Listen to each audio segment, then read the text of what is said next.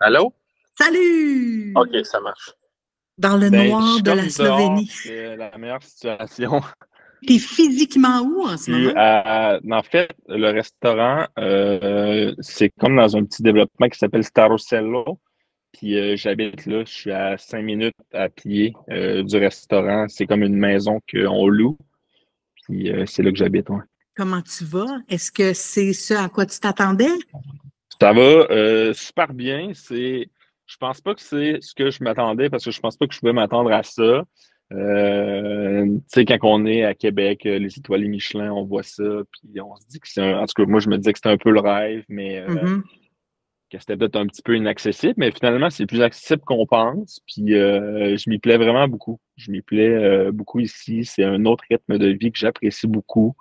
J'ai l'impression que tout est un petit peu plus calme. Peut-être que le train de vie quotidien est un peu plus au ralenti, puis ça me fait bien plaisir, je te dirais. C'est drôle, je m'attendais pas pantoute que tu dises ça, que ce soit plus calme, un train de vie plus relax. Je m'attendais à ce que tu me dises, c'est la folie. Je capote, je sais plus où donner de la tête, Ben, tu sais, mais t'es évidemment que aussi zen.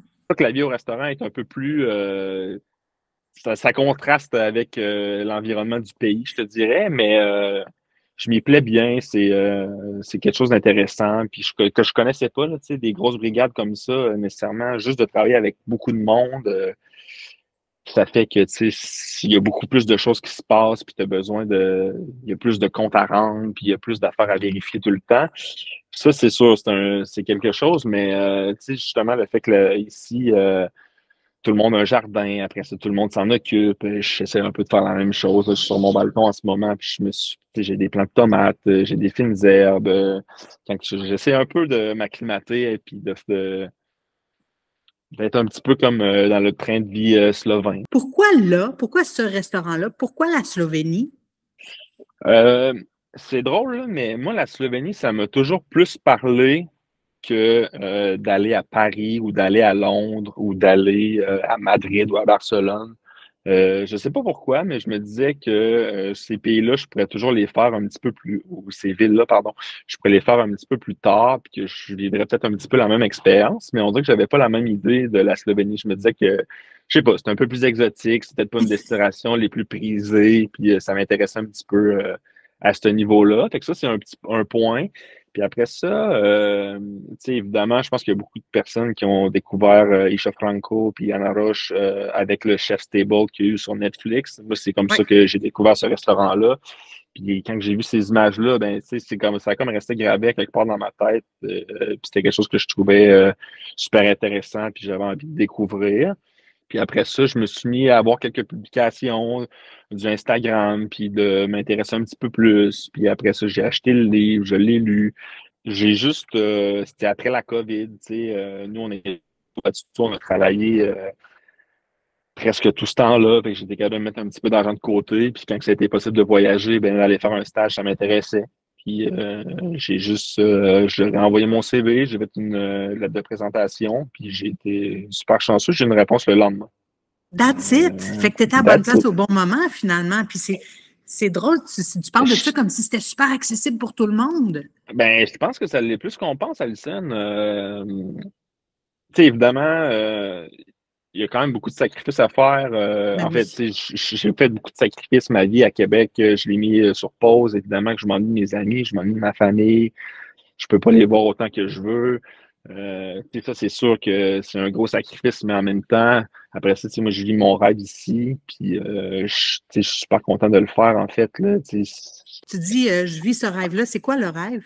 ben, tu sais, ce rêve-là, c'était un petit peu des étoilés Michelin, d'aller voir ce qui se fait. Tu sais, on n'a pas d'étoiles. On a maintenant le guide Michelin au Canada, mais c'est juste à Toronto puis à Vancouver depuis 2 ans, si je me trompe pas. Mhm. Mais tu sais, avant ça, c'était comme quelque chose qui était très, très loin de nous. Puis moi, pour moi, ça m'intéressait d'aller voir tu sais, ce qui se fait dans les plus grandes maisons. Tu sais, les gens qui travaillent là, je trouve ça super intéressant de voir le parcours de tout le monde. Euh, de voir que d'en apprendre d'un petit peu tout le monde aussi, parce que tout le monde a des parcours différents, tu sais, puis c'est ça Ouais. qui est super intéressant, tu sais, c'est pas, tu travailles pas nécessairement dans un 3 étoiles Michelin avec un d'antécédents de restaurants Michelin. Tu sais, tout le monde a son chemin qui est toujours tortueux, puis c'est intéressant de voir ça. Tu sais. Fait que ça, oui, c'est un petit peu le rêve. Après ça, le rêve, c'est aussi de un jour ouvrir mon restaurant. Mais après ça, c'est un petit peu pour plus tard, puis on verra. OK. Tu as dit tantôt quelque chose qui accroché mon oreille. Tu as dit j'étais là quand Isha Franco est passé à la troisième étoile Michelin. Je faisais partie de la brigade. Je sens une très, très grande fierté.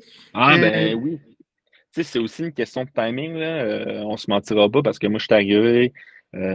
Puis après ça, tu sais, dans les mois plus tard, là, ça faisait 6 mois, 8 mois, peut-être que je travaillais là officiellement, que c'est arrivé. Fait que oui, c'est une question de timing, puis c'est le travail de beaucoup de gens avant moi qui ont porté ça, puis qui ont amené ça à ce niveau-là, mais de pouvoir d'avoir été là dans cette transition-là de 2 vers 3 étoiles, tu sais, c'est quelque chose que pour moi, c'était quelque chose de gros puis que je m'attendais pas nécessairement à vivre. Là. Tu sais, même la journée qu'il y a eu l'annonce de la troisième étoile, là, j'y croyais pas. Je C'était quoi croyais le pas. feeling des gens autour de toi? C'était quoi Ben, en le fait, feeling de la chef? là, je passais le week-end à Paris. OK. Ça l'a donné comme ça. Mes billets d'avion étaient bookés. J'avais une réservation dans un restaurant pour aller dîner. J'étais dans un café super tranquille, qu'il n'y avait pas de mots qui se parlaient très, très fort. Les gens, ça lisait. Un espace J'avais qui était juste envie de crier. pas du tout à la fête. Moi, je recevais des messages FaceTime. J'étais comme, mais non, qu'est-ce qui se passe? Pourquoi je reçois des messages comme ça? Fait que je suis sorti dehors, puis là, en prenant mon cellulaire, j'ai reçu un autre message, je l'ai pris, puis c'est là qu'ils ont dit qu'on avait eu la troisième étoile, puis là, j'étais comme, ouf, qu'est-ce qui se Wow. passe? J'avais une réservation dans un restaurant 10 minutes après, puis j'étais comme, hey, moi, je vais boire du champagne, on fête ça, c'est sûr. Hein. Pour te suivre un peu sur les réseaux sociaux, c'est ça qui est excitant, Samuel. J'ai l'impression que tu parles beaucoup de sacrifices, mais je pense que tu fais aussi beaucoup d'actions dans le but d'éduquer ton palais. Je te vois manger dans plusieurs restaurants, je te vois partager plusieurs mets avec des choses dont je n'ai jamais vu de ma vie, j'ai jamais entendu parler de ma vie.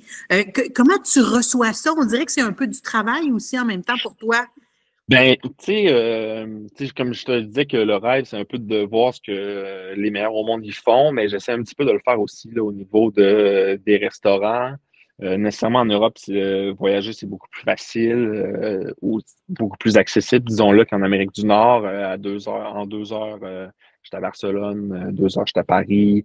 Fait que d'aller manger dans des restaurants étoilés ou des restaurants avec des chefs qu'on admire ou qui ont une certaine réputation, ben, je pense que c'est beaucoup plus accessible. Tu sais, c'est sûr que ça reste quand même des repas qui sont assez coûteux, puis tout ça, mais dans la balance, je trouve ça super intéressant de voir ce qu'ils font, puis nécessairement qu'il y a une éducation qui est possible là-dedans. Après ça, des associations de saveurs que tu t'attendais pas nécessairement. Puis j'ai aussi été chanceux via des contacts d'avoir des réservations dans des restaurants que c'est compliqué d'avoir des réservations l'année dernière. Fait que je Faut m'en bien qu'il y ait plains des pas. avantages. Je m'en plains pas du tout. Mais la vie, c'est une question de contact. Puis avec des contacts, on peut aller loin. Puis, fait que ça, j'essaie de le faire beaucoup. Puis je continue à le faire. Là, dans 2 semaines, je vais manger à table de Bruno Verjus à Paris, qui est numéro 3 maintenant Numéro 3, sur World's le 50 50 Best. Best. Ben Je sais que oui.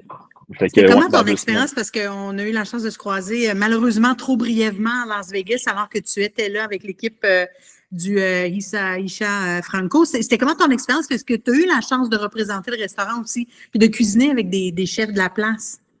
Ben, en fait, c'est ça. Premièrement, nous, on était là pour faire un événement, un souper 4 mains avec un restaurant qui s'appelle Sparrow and Wolf, que tu as aussi visité un petit peu après notre événement.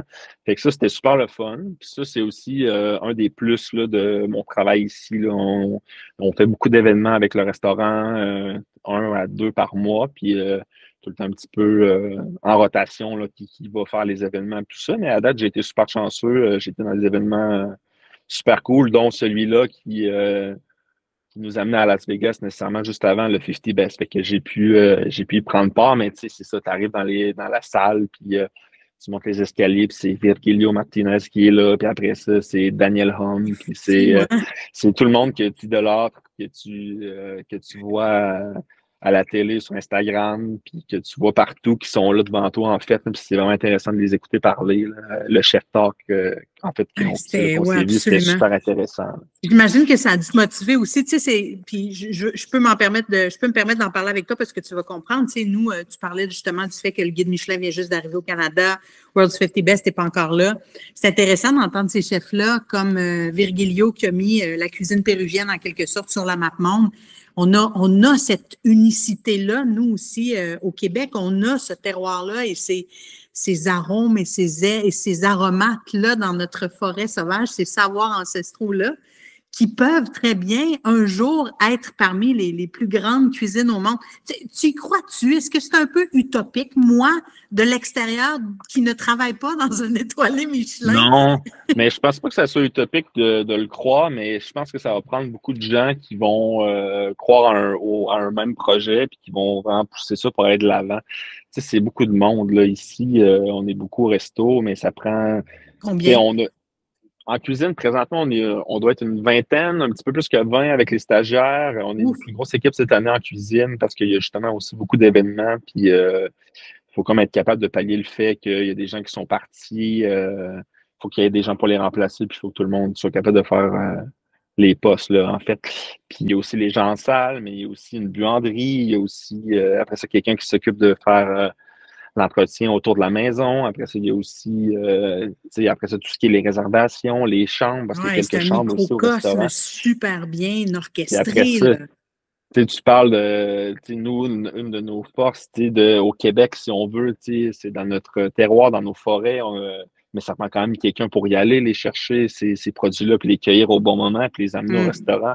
Ce qui est, on a un petit peu au Québec, mais au niveau de, mettons, de ce que notre cueilleur ici nous apporte, je pense pas qu'il y en a encore qui sont dédiés tant que ça, puis c'est quand même intéressant aussi à le voir, là, Ben, Miha peux-tu me ici qui donner un s'occupe de exemple, nous. par exemple? Je sais que toi, tu es un grand adepte de champignons sauvages. Tu le faisais Ouais, beaucoup ici de la cueillette ouais.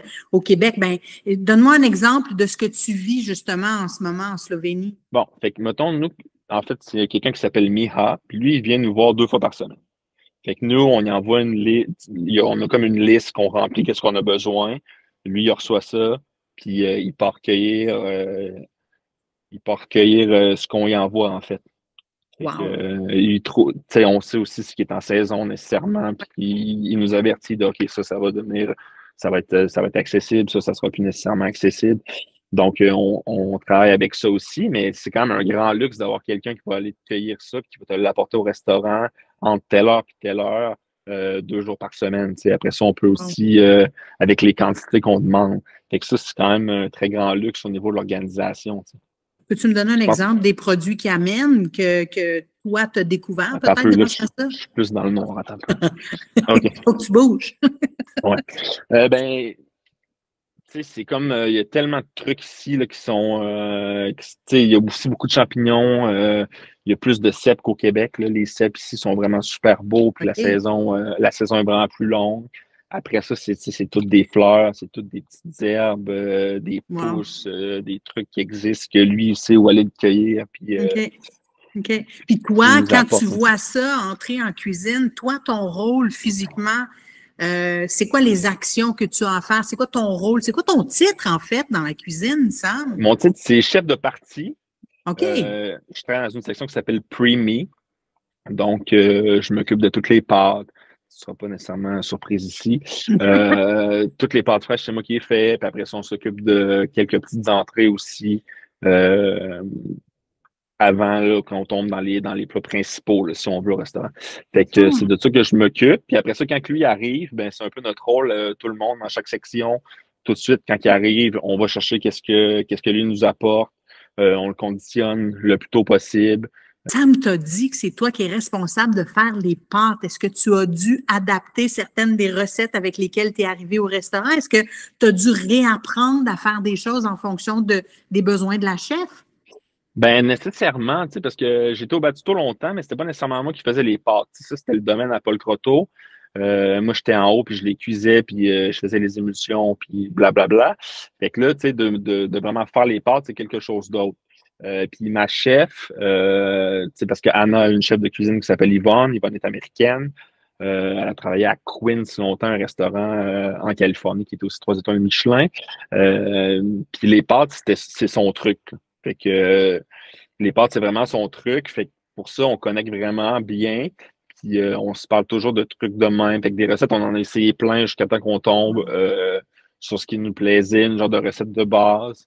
Puis là, cette année, on a comme deux pâtes sur le menu. Fait qu'on a deux recettes de pâtes différentes, là, une pâte longue, une pâte farcie. Puis on travaille aussi avec les farines d'un moulin ici en Italie qui est pas super Wow! loin. Là, ça s'appelle Molino Tutti. Puis on est capable d'avoir une farine de grains anciens. Après ça, on est capable d'avoir différents types de farine. Là. Leur farine de 00 est super belle. Fait que là, on travaille avec ça aussi. Fait que là, ça apporte comme une typicité différente à ta pâte. Fait que c'est vraiment super. Là. Ah, mais ça doit être extraordinaire, la qualité des aliments auxquels tu as accès, justement, considérant que tu es dans un contexte de triple étoilé Michelin. Est-ce que tu penses que c'est ça, ultimement, le nerf de la guerre? Je comprends qu'il y a 20 personnes autour, que tout le monde a vraiment la motivation et la mobilisation de rendre cet établissement-là un des meilleurs au monde, mais c'est l'aliment qui fait toute la différence. Mais ça part de ça. C'est sûr que ça part de ça. Après, si tu commences ta recette avec tous des ingrédients de qualité, ben, tu as déjà un bon bout de chemin de fait. Là, tu sais. Puis après ça, comme tu dis, avec plein de gens autour de soi pour pouvoir amener ça vraiment au maximum, mais tu sais, c'est sûr que la recette est gagnante. Là.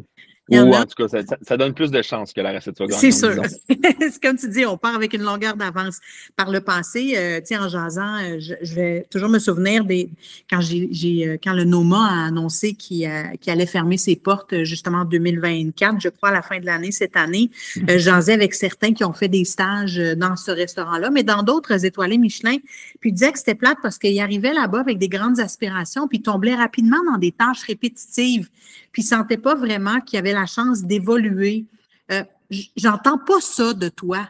J'entends que tu as la chance, justement, d'apprendre, de mettre les mains à la pâte sans faire de mauvais jeu de mots, Sam, mais vraiment de te perfectionner dans ton art. Mais je pense que chacun fait son chemin, tu sais, puis après ça, ça dépend aussi de comme avec quelles intentions que tu arrives. Tu sais, souvent les gens, tu sais, moi je l'ai vu il y a 2 ans quand j'étais en stage, on avait comme un petit truc là, c'était un genre de petit pain cristal, là, si tu veux, qui était transparent, qu'on faisait avec du nori. Puis là, tout le monde voyait ça sur Instagram. Ils voyaient les photos de Oui. nori crystal bread. Tout le monde voulait venir puis apprendre à faire le nori crystal bread. Mais tu sais, pour que ce pain-là, il soit aussi beau, là, il y a une personne qui fait ça au resto, puis elle la fait à tous les jours. Fait que C'est tu sais, ça. tu peux pas te mettre à faire ça. Fait que tu sais, il faut aussi un peu que tu comprennes où c'est que tu peux, où tu peux aller, où tu peux aider, ce que tu peux faire. Puis je pense que quand tu restes un peu, quand tu es comme un peu lucide de ça, que tu comprends que OK, cette personne-là fait ça tout le temps, mais peut-être que je peux y aller un matin le faire avec. Puis tu sais, c'est pas moi qui va le faire, mais je vais le voir, puis c'est intéressant. Puis après ça, tu sais, si tu veux le refaire d'une manière différente, ben beau comme ça, tu sais. Après ça, moi, les gens, quand je fais des pâtes, souvent sont intéressés à venir le voir, mais moi, nécessairement, j'ai des pâtes à faire pour ce soir. Fait que, tu sais, j'ai le temps de te le montrer. C'est plus une démonstration que un cours que tu vas pratiquer puis que tu vas en Ouais. faire plein des plis. Mais, tu sais, je trouve ça intéressant aussi de cette manière-là. Tu sais, au resto, c'est le fun parce que si tu demandes à faire quelque chose quand tu viens en stage, c'est sûr que tu vas pouvoir le faire, que tu vas pouvoir l'essayer. Après ça, tu le feras pas tous les jours, mais au moins, tu vas l'avoir essayé, puis tu vas avoir compris, tu sais, un Mhm. peu l'essence de ce qui se passe là-dedans. Hein. Il est un peu plus qu'une heure du matin, là où tu es en ce moment. Samuel, tu viens de faire ta journée de travail au grand complet. Tu as probablement fait plein de pâtes, tu as affiné plein de produits. Je suis extrêmement reconnaissante du temps que tu m'as accordé. Évidemment qu'il y a des gens du Québec qui vont regarder cette conversation-là. Évidemment que tu vas en inspirer plusieurs. C'est quoi le message? Tantôt, tu l'as dit. Moi, j'étais la première surprise de voir que ben, finalement, c'est accessible des triple étoilés Michelin à des gens de Québec. Tu sais. C'est Mais quoi le message que tu as à leur donner? moi, je pense que c'est vraiment plus accessible que les gens pensent. Il faut juste oser. Tu sais. Faut pas nécessairement avoir ça trop gros. Faut juste essayer de le faire. Si on a envie de le faire, pourquoi pas? Tu sais. Pourquoi pas? Puis après ça, on peut vraiment être surpris. Puis après ça, la vie, des fois, le timing est bon. Puis je crois beaucoup à ça. Puis Carpe diem, mon cher, merci beaucoup. Je te souhaite longue vie dans tout ça. Moi, je te regarde de Québec évoluer dans tout ça. C'est le fun de te suivre sur les réseaux sociaux. Merci de partager tes aventures. Puis, qu'est-ce que je te souhaite, Samuel, pour la suite? Ben, moi, je souhaite juste que que ça continue à aller comme ça. Pour l'instant, je me plais en Europe. Puis après ça, un jour, assurément que je vais revenir au Québec. Tu sais, la journée que je vais ouvrir mon restaurant, j'aimerais que ça soit à Québec. Fait que, je suis pas encore là, mais quand je vais y être, Donnacona, peut-être? Port-Neuf, peut-être? peut-être, pour elle, c'est toujours quelque chose qui m'intéressait d'ouvrir quelque chose dans le comté de Port-Neuf parce que nécessairement, c'est de là que je viens. Puis je sais qu'on a des super producteurs, tu sais, maraîchers, puis je pense qu'il y aurait vraiment de quoi d'intéressant à faire là-bas. À suivre. Après ça, c'est à voir. La ville de Québec, c'est aussi une ville que j'apprécie beaucoup et qui a une place spéciale dans mon cœur. Fait que, après ça, tu sais, c'est toujours une question aussi de timing, puis de qu'est-ce qui se peut à un certain moment, qui est prêt, puis qui veut aller de l'avant avec un certain projet. Mais je me ferme pas de porte, puis je sais qu'un jour, je vais revenir, puis que ça va être ça qui va être à l'agenda. J'en doute absolument pas. Tu as un bel avenir devant toi, Samuel. Moi, je me souhaite d'aller te voir dans ton environnement, de te voir cuisiner. C'est là-dessus que je travaille. Je te promets, on va être en contact, toi et moi encore. Ben, C'est vraiment un rêve de mon côté. tu viendras, ça va me faire plaisir, puis ça va me faire plaisir de te montrer tout ce qui se C'est passe au ça. restaurant. Il y a comme beaucoup de choses qui se passent là-bas, puis il y a beaucoup à voir.